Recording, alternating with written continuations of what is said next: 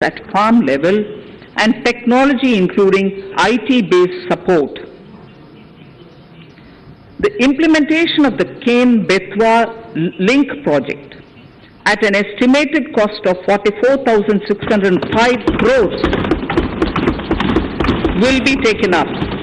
This is aimed at providing irrigation benefits to 9.0 lakh hectare of farmers' lands, drinking water supply to 62 lakh people, 103 megawatt of hydro, 27 megawatt of solar power, allocations of 4,300 crores of rupees in the RE 21-22 and 1,400 crores of rupees in 22-23 have been made for this project. Honorable Speaker, sir, draft DPRs for 5 river links, namely Daman-Ganga Pinjal, Par-Tapi Nirmala, Godavari Krishna, Krishna Pennar, and Pennar Kaveri have been finalized. Once a consensus is reached among the beneficiary states, the Centre will provide support for their implementation. For farmers to adopt suitable varieties of fruits and vegetables and to use appropriate production and harvesting techniques, our government will provide a comprehensive package with participation of state governments.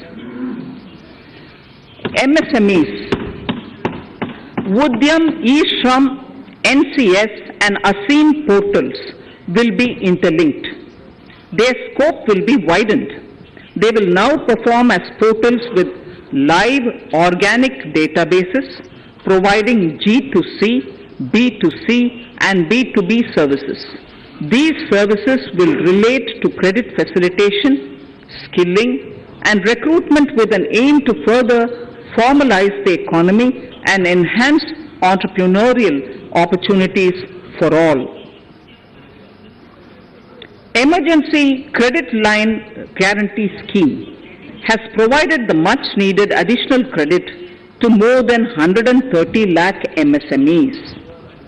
This has helped them mitigate the adverse impact of the pandemic. The hospitality and related services, especially those by micro and small enterprises, are yet to regain their pre-pandemic level of business. Considering these aspects, the ECLGS will be extended up to March 2023 and its guarantee cover will be expanded by 50,000 crores of rupees to total cover of 5 lakh crores.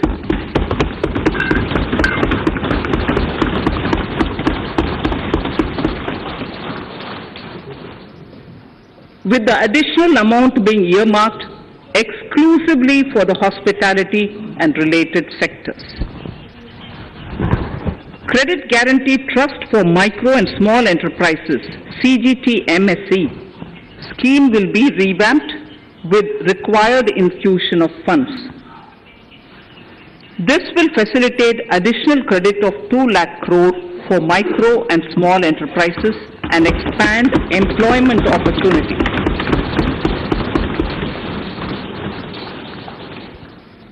Raising and Accelerating MSME Performance RAMP program will outlay of 6,000 crore over 5 years will be rolled out. This will help MSME sector become more resilient, competitive and efficient.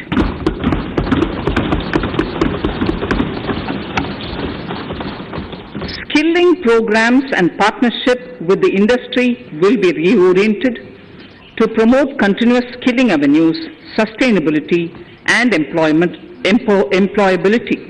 The National Skill Qualification Framework will be aligned with dynamic industry needs. Digital ecosystem for skilling and livelihood, the Desh Stack e-portal, will be launched. This aims to empower citizens to skill, reskill or upskill through online training. It will also provide API-based trusted skill credentials, payment and discovery layers to find relevant jobs and entrepreneurial opportunities. Startups will be promoted to facilitate Drone Shakti through varied applications and for drone as a service.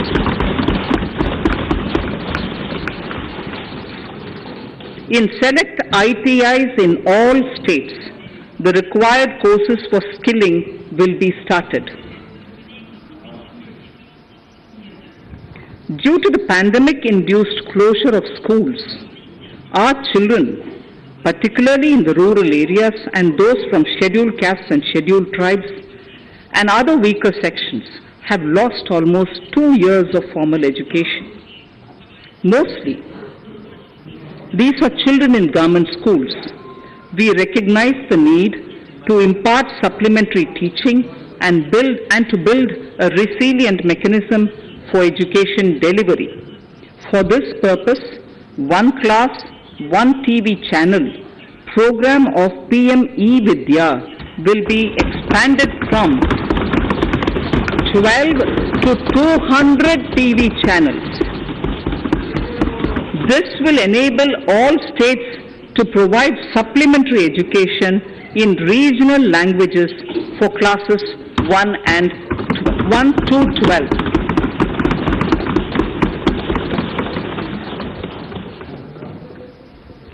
High-quality e-content in all spoken languages will be developed for delivery via internet, mobile phones, TV, and through radio and digital teachers. A competitive mechanism for development of quality e-content by the teachers will be set up to empower and equip them with digital tools of teaching and facilitate better learning outcomes. A digital university will be established to provide access to students across the country for world-class quality universal education with personalized learning experience at their doorsteps. This will be made available in different Indian languages and ICT formats. The university will be built on a networked hub and spoke model, with the hub building cutting-edge ICT expertise. The best public universities and institutions in the country will collaborate as a network of hub and spoke. An open platform for the national digital health ecosystem will be rolled out. It will consist of digital registries of health providers and health facilities, unique health identity, consent framework, and universal access to health facilities. The pandemic has accentuated mental health problems in people of all ages. To better the access to quality mental health counseling and care services, a national tele-mental health program will be launched. This will include a network of 23 tele-mental health centers of excellence, with NIMHANS being the nodal center, and International Institute of Information Technology, Bangalore, IIIT Bangalore, providing technology support. Recognizing the importance of Nari Shakti as a harbinger of our bright future and for women-led development, during the Amrit Kal, our government has comprehensively revamped the schemes of the Ministry of Women and Child Development. Accordingly, 3 schemes, namely Mission Shakti, Mission Vatsalya, Saksham Anganwadi and Poshan 2.0 were launched recently to provide integrated benefits to women and children. Saksham Anganwadis are a new generation Anganwadis that have better infrastructure and audio-visual aids, powered by clean energy and providing improved environment for early childhood development. 2 lakh Anganwadis will be upgraded under this scheme. current coverage of Har Ghar Nal Se Jal is 8.7 crores.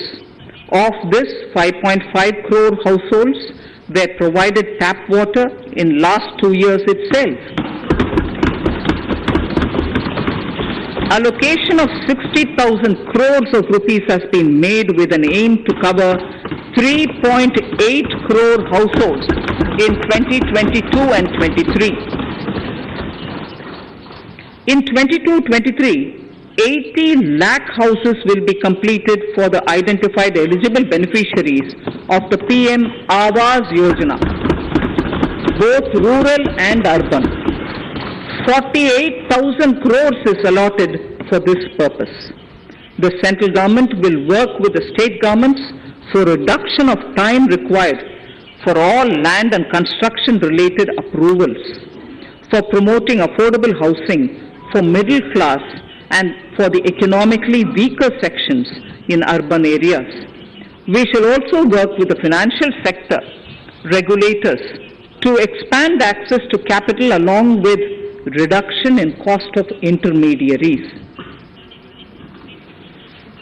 A new scheme, Prime Minister's Development Initiative for the Northeast, will be implemented through the Northeastern Council. It will fund infrastructure in the spirit of PM Gati Shakti and social development projects based on felt needs of the Northeast. This will enable livelihood activities for youth and women, filling the gaps in various sectors. It will not be a substitute for existing central or state schemes. While the central ministries may also post their candidate projects, priority will be given to those posted by the states. An initial allocation of 1,500 crores of rupees will be made, and the initial list of projects is given in Annexure 1 of my speech. Our vision to improve the quality of life of citizens in the most backward districts of the country through Aspirational Districts program has been translated into reality in a very short span of time. 95% of those 112 districts have made significant progress in key sectors such as health, nutrition, financial inclusion, and basic infrastructure. They have surpassed even some of the state average values.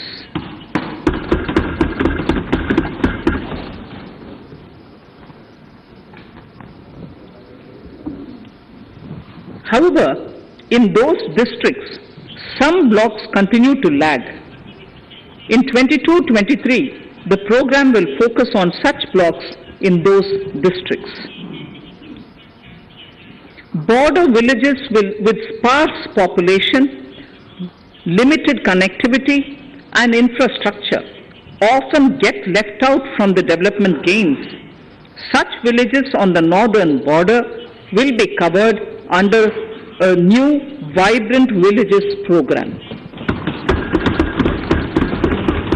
The activities will include construction of village infrastructure, housing, tourist centers, road connectivity, provisioning of decentralized renewable energy, direct-to-home access for Doordarshan and educational channels, and support for their livelihood generation.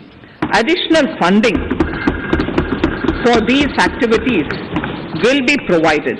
Existing schemes will be converged. We will define their outcomes and monitor them on a constant basis. In 2022, 100% of 1.5 lakh post offices will come on the core banking system, enabling financial inclusion and access to accounts through net banking, mobile banking, ATMs, and also provide online transfer of funds between post office accounts and bank accounts. This will be helpful especially for farmers and senior citizens in rural areas, enabling interoperability and financial inclusion. Honorable Speaker, sir, in recent years, digital banking, digital payments, and fintech innovations have grown at a rapid pace in the country. Government is continuously encouraging these sectors to ensure that the benefits of digital banking reach every nook and corner of the country in a consumer-friendly manner. Taking forward this agenda and to mark 75 years of our independence, it is proposed to set up 75 digital banking units in 75 districts of the country by scheduled commercial banks. The financial support for digital payment ecosystem announced in the previous budget will continue in 22-23 as well. This will encourage further adoption of digital payments. There will also be a focus to promote use of payment platforms that are economical and user-friendly. So I move to the next priority. In recent years, over 25,000 compliances were reduced and nearly 1,500 union laws were repealed. This is the result of our government's strong commitment for minimum government and maximum governance. 1,486 union laws were repealed. Our trust in the public and ease of doing business is what is highlighted here, sir. For the Amrit Kal, the next phase of ease of doing business 2.0 and ease of living will be launched. In our endeavor to improve productive efficiency of capital and human resources, we will follow the idea of trust-based governance. The new phase will be guided by an active involvement of the states, digitization of manual processes and interventions, integration of the central and state level systems through IT bridges, a single point access for all citizen-centric services, and standardization and removal of overlapping compliances.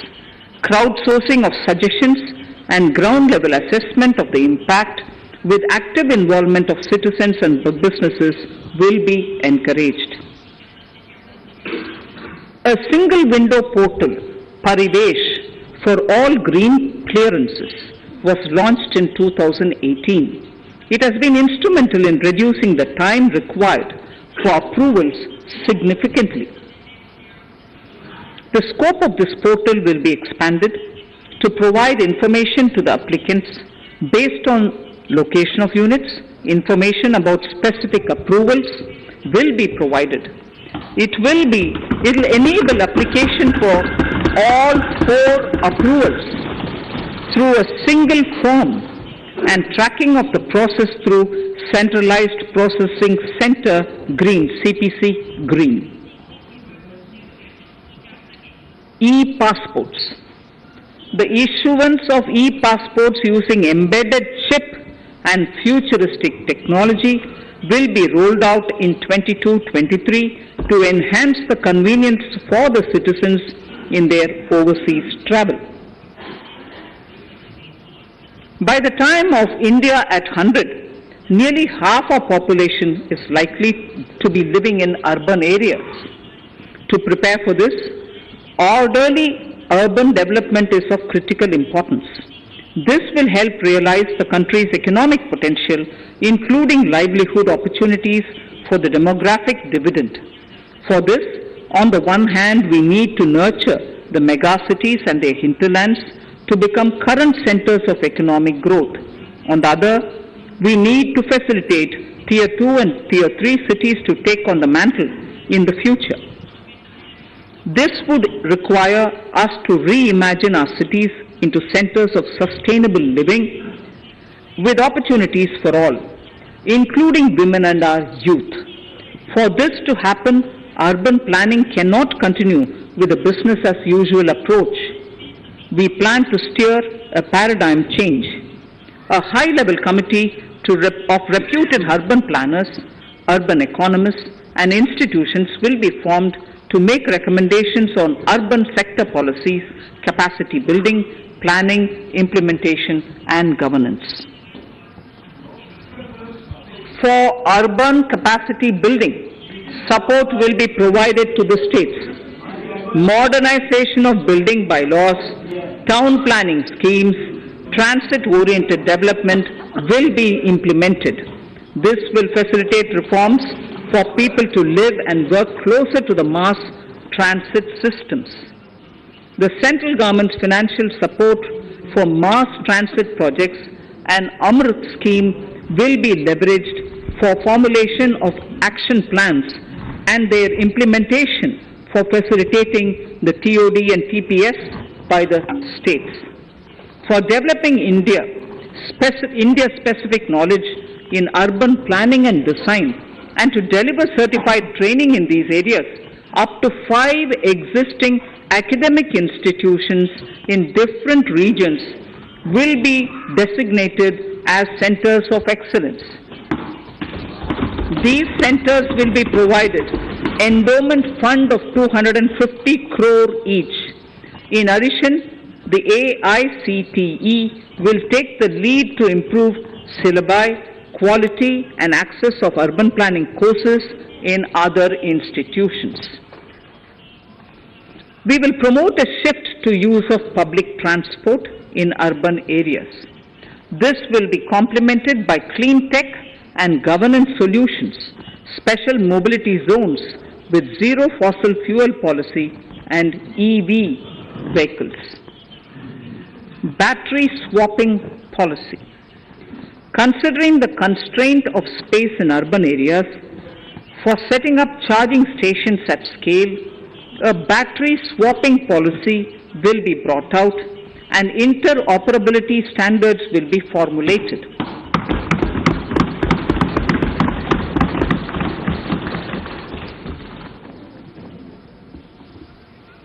The private sector will be encouraged to develop sustainable and innovative business models for battery or energy as a service. This will improve efficiency in the EV ecosystem. Efficient use of land resources is a strong imperative. States will be encouraged to adopt unique land parcel identification number to facilitate IT-based management of records. The facility for transliteration of land records across any of the Schedule 8 languages will also be rolled out. The adoption of linkage with National Generic Document Registration System (NGDRS) with the One Nation One Registration software will be promoted as an option for uniform process of registration and anywhere registration of deeds and documents. Necessary amendments in the code IBC will be carried out to enhance the efficiency of the resolution process and facilitate cross-border insolvency resolution. Accelerated corporate exit. Several IT-based systems have been established for accelerated registration of new companies.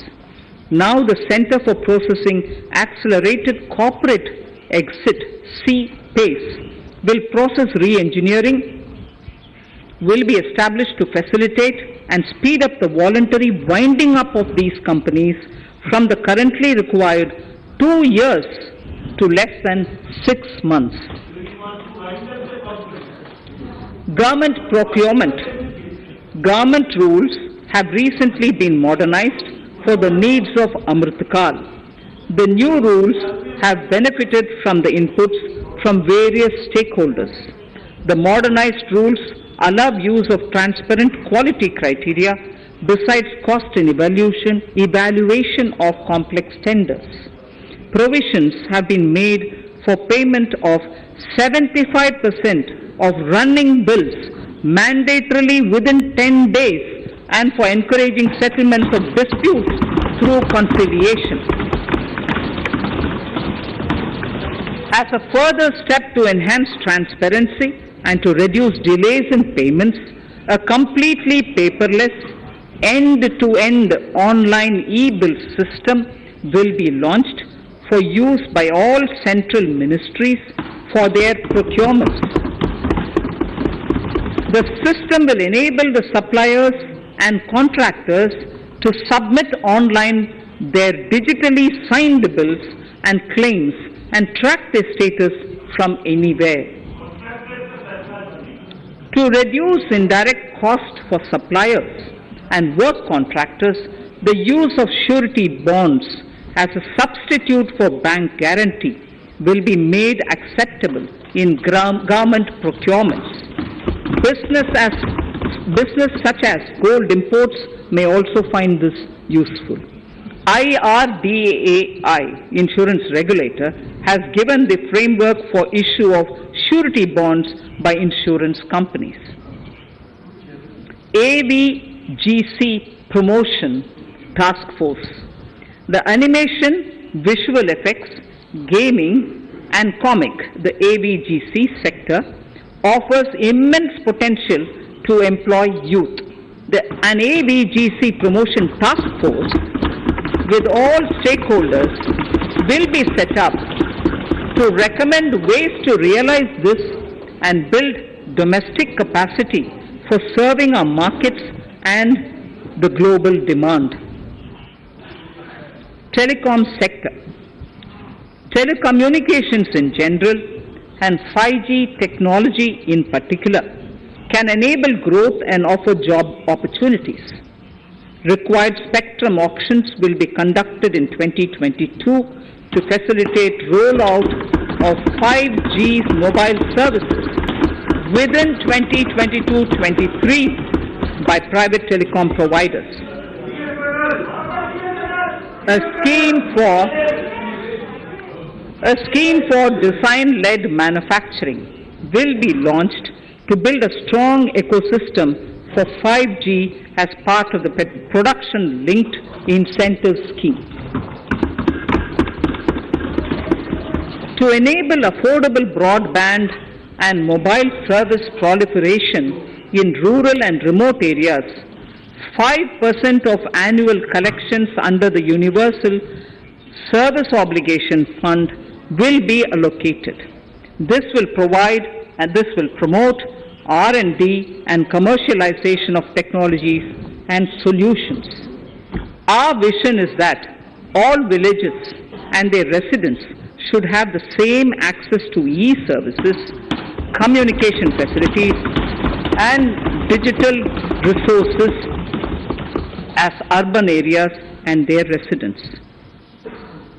The contracts for laying optical fiber in all villages, including remote areas, will be awarded under the BharatNet project through PPP in 22 and 23.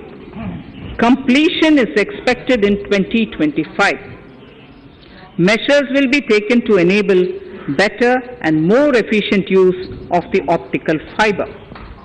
Export promotion.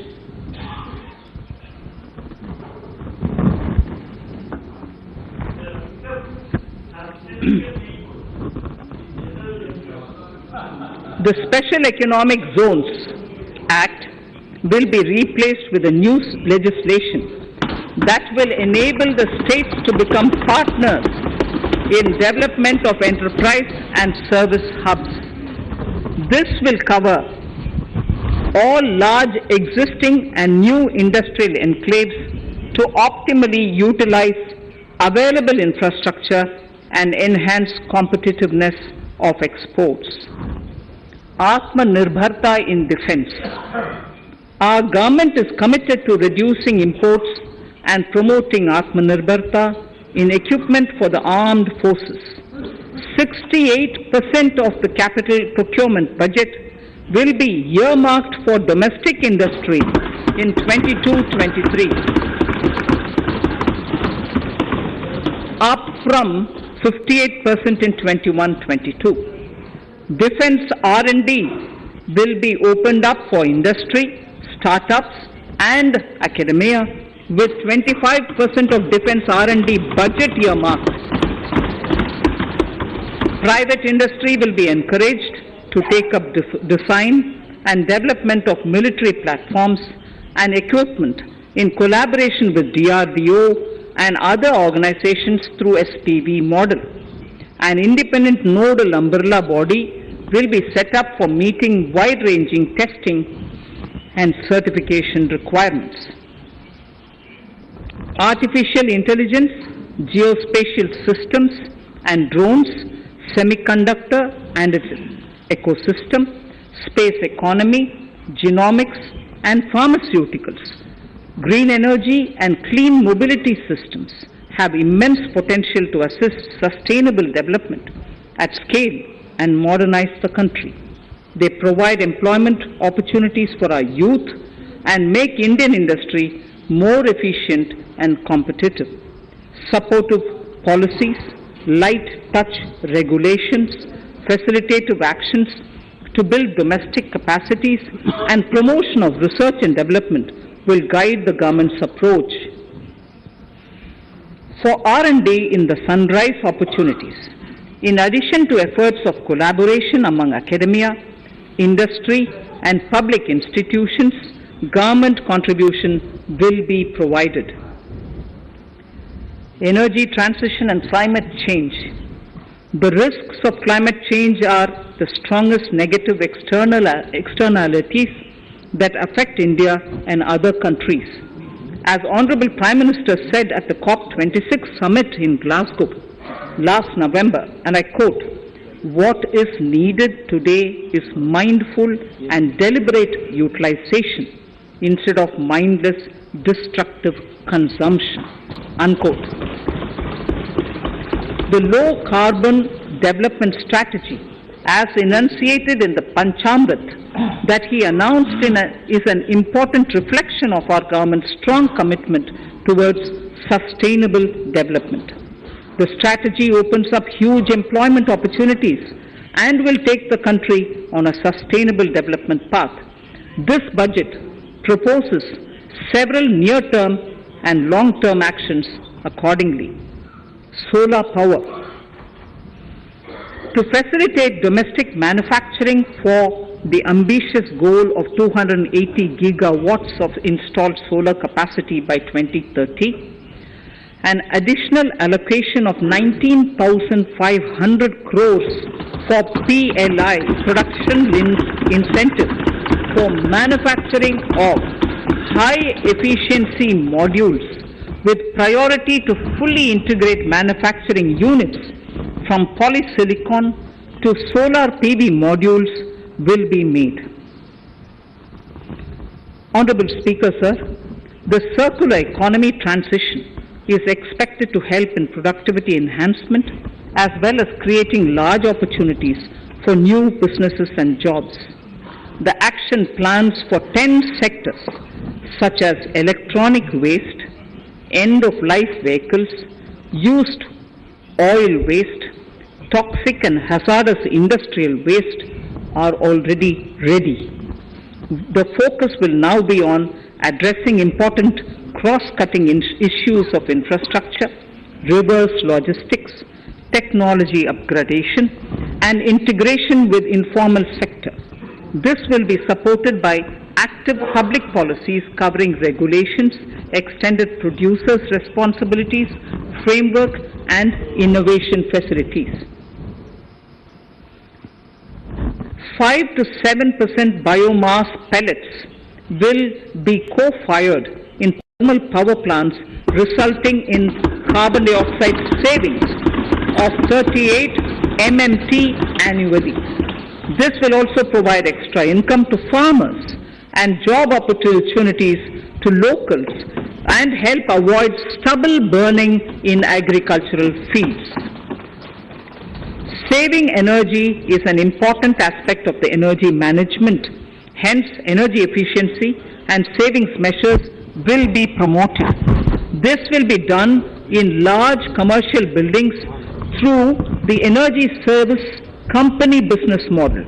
It will facilitate capacity building and awareness for energy audits, performance contracts, and common measurement of and verification protocol. 4 pilot projects for coal gasification and conversion of coal into chemicals required for the industry will be set up to evolve technical and financial viability. The policies and required legislative changes to promote agroforestry and private forestry will be brought in. In addition, financial support will be provided to farmers belonging to scheduled castes and scheduled tribes who want to take up agroforestry.